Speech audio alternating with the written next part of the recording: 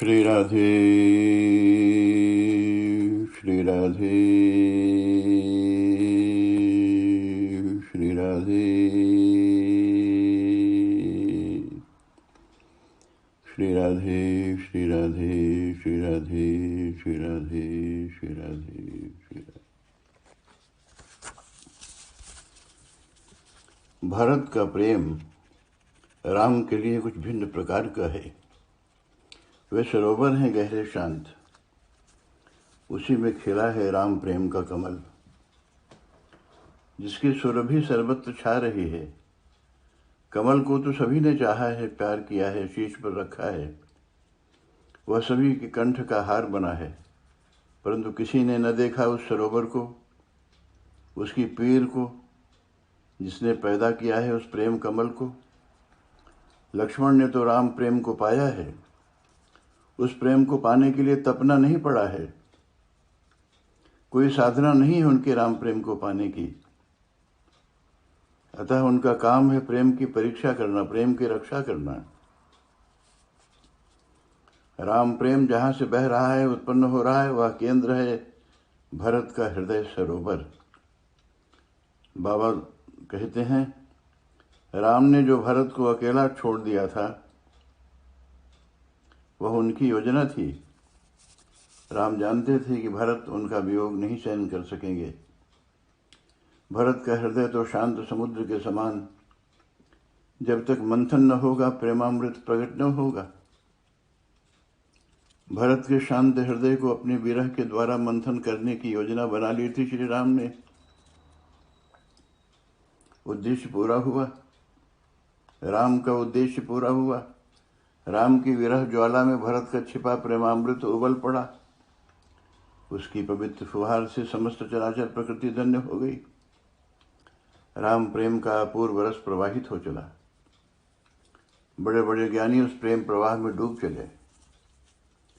वशिष्ठ जैसे ज्ञानी की तो सुध बुध खो गई। चित्रकूट में जिस रूप में पाया था गुरुदेव ने भरत को, उसकी कल्पना तक न थी कभी। कितना गहरा है भरत का प्रेम, उसकी एक झलक मिली है गुरुदेव वशिष्ठ को। वे चाहते हैं कि आज मैं भी भरत का जी भर कर गुणगान कर लूं, परंतु कंठ तो अवरुद्ध है, नयन सजल हैं, शरीर रोमांचित है, बुद्धि निश्चल होकर निहार रही है। भरत के गुणों का, महत्ता का वर्णन करने के लिए शब्द कहाँ हैं गुरुदेव के पास। भरत की महिमा समुद्र बनकर ऐसे उमड़ पड़ी है कि वशिष्ठ की बुद्धि चकरा गई है। वे किसी तरह संभलना चाहते हैं, पार होना चाहते हैं, परंतु अबला बेचारी क्या पार करेगी समुद्र को। वह तो तट पर खड़ी रह गई, किंकर्तव्य विमूढ़। आज वशिष्ठ की बुद्धि अबला के समान ही असहाय बन बैठी है। वह महिमा समुद्र के पार तो होना चाहती है। गुरुदेव की बुद्धि गतिमति समुद्र के पार तो होना चाहती है, परंतु कोई जहाज नहीं उपलब्ध है, न ही नाव या बेड़े का सहारा। भरत महिमा के समक्ष जहाज के समान संतरणशील वेद भी चुप हो गए। विद्या की नाव भी पंगु होकर बैठ गई है। शरीर जो बेड़े के समान विद्या की नाव का आधार होता है, वह भी खो गया है। वशिष्ठ तो सभा से विदेह हो गए हैं। यह है भरत का राम प्रेम, वशिष्ठ जैसे ज्ञानियों के लिए भी अगम्य। लक्ष्मण का राम प्रेम तो प्रकट है, उसका प्रदर्शन होता रहता है। भरत का प्रेम गूढ़ है, छिपा हुआ है। भरत नहीं चाहते कि कोई जाने उनके प्रेम को, नहीं चाहते कि कोई उन्हें राम का प्रेमी भी कहे। वे तो चाहते हैं कि स्वयं राम भी नहीं जान सके उनके प्रेम की गहराई को। भरत एकांत में अकेले में रो लेना चाहते हैं, अपनी पीर स्वयं पी लेना चाहते हैं। भरत की इसी भावना ने, आत्मलघुता की इस धारा ने राम को भरत की ओर मोड़ दिया है। राम ने भरत को जितना चाहा है, प्यार किया है, उतना किसी को भी नहीं। यहाँ तक कि संसार तो राम का नाम जपता रहा और स्वयं राम भरत का नाम जप करते रहे। जग जपु राम राम जपु जेहि का यही तात्पर्य है। आज दो प्रेमियों का टकराव हो रहा है, इसका समाधान क्या है? एक और भरत हैं सर्वथा अहंकार शून्य, जिनकी संपत्ति राम प्रेम में बहे आंसुओं के सिवा और कुछ नहीं है। दूसरी ओर है लक्ष्मण, उन्होंने भी जीवन में कुछ और नहीं चाहा और नहीं जाना। दोनों प्रेमियों के बीच टकराहट, क्या परिणाम होगा इसका? राम चुप रहते हैं, कहें भी क्या? कुछ भी कहना स्थिति को उलझा देना था। राम का चुप रहना ही समस्या का समाधान हो जाता है। ऐसे में चुप रहना तो कठिन है।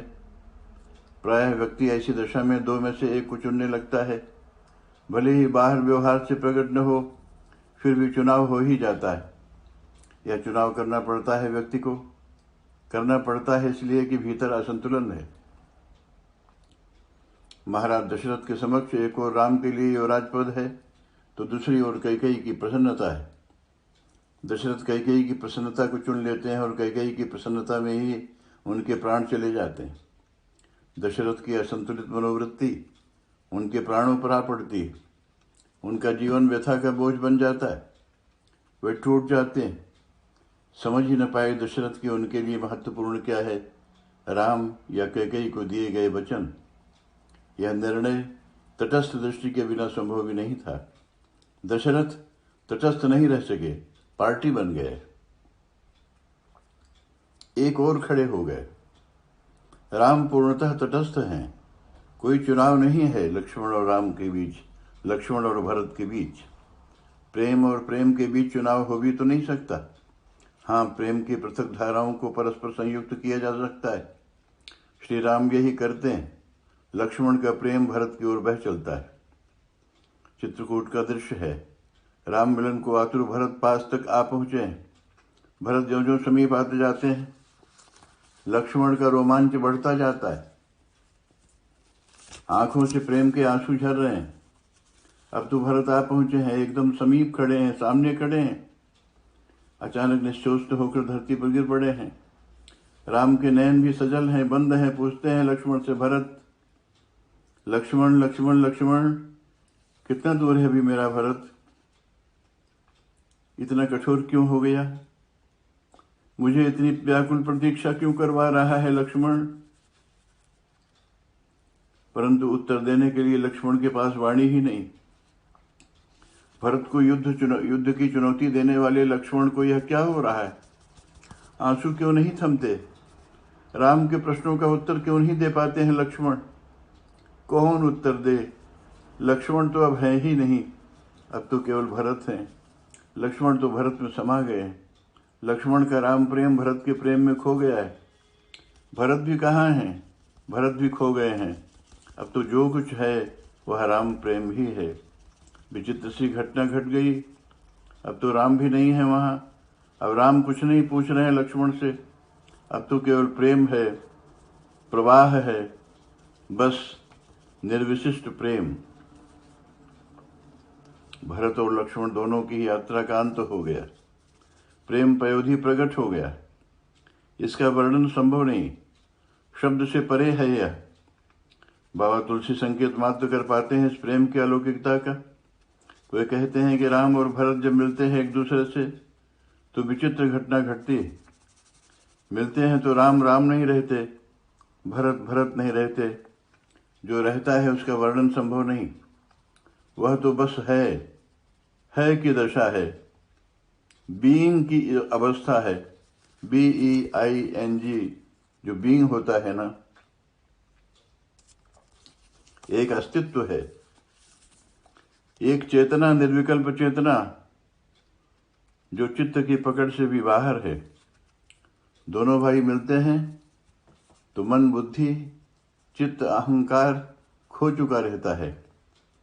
इनके रहते जो मिलन होता है वह बाहर का मिलन है। इन्हें खोकर जो भी मिलन होता है, जो मिलता है, वह है में पहुंचता है में पहुंचने के लिए, अस्तित्व के बोध के लिए अंतःकरण को गलना ही पड़ता है। तब जो बचता है, जो उपलब्ध होता है, वही प्रेम है, वही आनंद है। ऐसा ही मिलन चाहिए प्रभु से, यही जीवन की समस्या का समाधान। तटस्थ दृष्टि उपलब्ध हो तो व्यक्ति द्वंद्व से मुक्त हो सकता है। राम के समक्ष एक द्वंद्व था, विषम परिस्थिति थी। राम तटस्थ रह गए थे, समस्या का समाधान स्वतः हो गया था। तटस्थता धर्म के बिना संभव नहीं। धर्म नैतिक रहा तो द्वंद्व रहेगा ही। राग द्वेष, प्रेम घृणा, आकर्षण विकर्षण, यह सब तो रहेगा। व्यक्ति उन्हीं के साथ पार्टी बनता रहेगा, कभी प्रेम के साथ तो कभी घृणा के साथ, कभी इस पार तो कभी उस पार, कभी इस तट पर तो कभी उस तट पर, कभी राग में तो कभी द्वेष में, कहीं आकर्षण होगा तो कहीं विकर्षण होगा। श्री कृष्ण अर्जुन को तटस्थ दर्शक बनाना चाहते हैं। युद्ध हो रहा है तो हो, परंतु अर्जुन युद्ध और अयुद्ध में पार्टी न बने, भागीदार न बने। युद्ध करते हुए भी वे तटस्थ बने रहें तो परिणाम कुछ भी हो, फिर चिंता क्या। वे कहते हैं, अर्जुन जो न किसी के प्रति द्वेष से बंधा है, न किसी आकांक्षा से बंधा है, ऐसा निष्काम कर्म में समाहित व्यक्ति ही सन्यासी होता है। द्वंद्व से पार होता हुआ वह व्यक्ति सुखपूर्वक संसार रूप बंधन से मुक्त हो जाता है।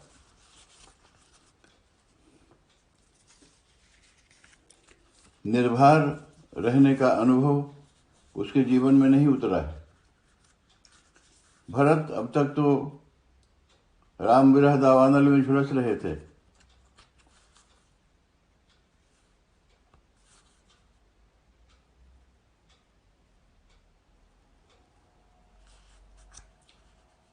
और इस प्रकार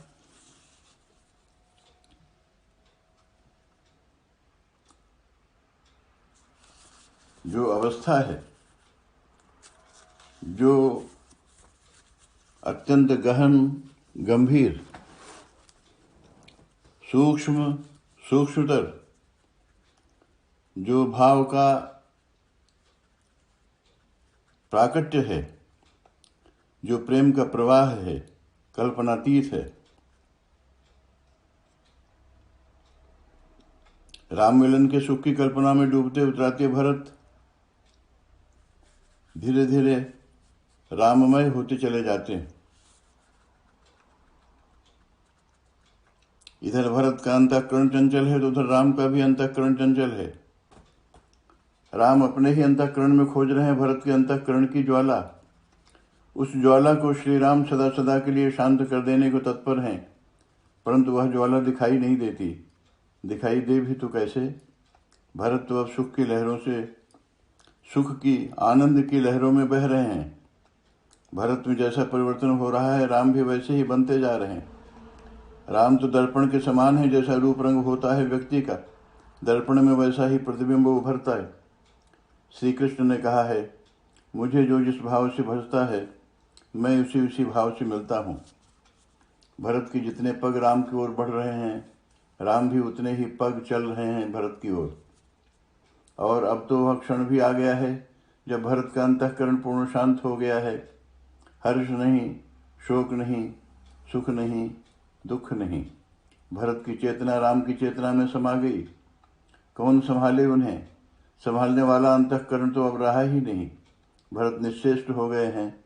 रक्षा करो नाथ, रक्षा करो, रक्षा करो, रक्षा करो कहते हुए लकुट की तरह धरती पर गिर पड़े। मंत्रमुग्ध से लक्ष्मण क्या करें अब? जी चाहता है दौड़कर भैया भरत के चरणों में लिपट जाए, क्षमा मांग लें भैया भरत से, क्योंकि अनजाने में बड़ी भूल हो गई है लक्ष्मण से। वे भरत को ठीक पहचान न सके थे, न जाने क्या कुछ कह डाला था भरत को। अब तो भरत का पवित्र स्पर्श पाने को ललच रहा है लक्ष्मण का। राम की सेवा में है, राम की आज्ञा के बिना कुछ कर भी तो नहीं सकते। एक ओर भरत का प्रेम खींचता है तो दूसरी ओर राम के प्रति कर्तव्य। राम और भरत के बीच, प्रेम और कर्तव्य के बीच लक्ष्मण लड़खड़ा रहे। अंत में कर्तव्य को प्रधान मान किसी प्रकार गदगद कंठ से वह इतना ही कह सके हैं, प्रभो भैया भरत आपको प्रणाम कर रहे हैं, प्रभो भैया भरत आपको प्रणाम कर रहे हैं। लक्ष्मण के मुख से भरत का नाम सुनते ही बिहबल राम दौड़ पड़ते हैं। पीताम्बर का ध्यान ही न रहा, तरकश कहीं जा गिरता है, धनुष कहीं और, बाण कहीं कहीं जा पड़ता है। दौड़कर उठा लेते हैं राम, भरत को अपने अंक में समेट लेते हैं। भावोन्मत्त राम भरत में समा जाते हैं, भरत राम में खो जाते हैं। किसी को भी अपने अस्तित्व का भान नहीं रहा। अंतःकरण शून्य भरत, अंतःकरण शून्य राम, मन बुद्धि चित्त अहंकार के बंधन से सर्वथा मुक्त शुद्ध निरावृत चेतना मिल रही है राम और भरत की। यही सच्चा मिलन है परमात्मा से आत्मा का। धर्म इसी मिलन की व्यवस्था है, इसी मिलन का स्वरूप है धर्म। श्री राधे श्री राधे श्री राधे श्री राधे श्री राधे श्री राधे श्री राधे।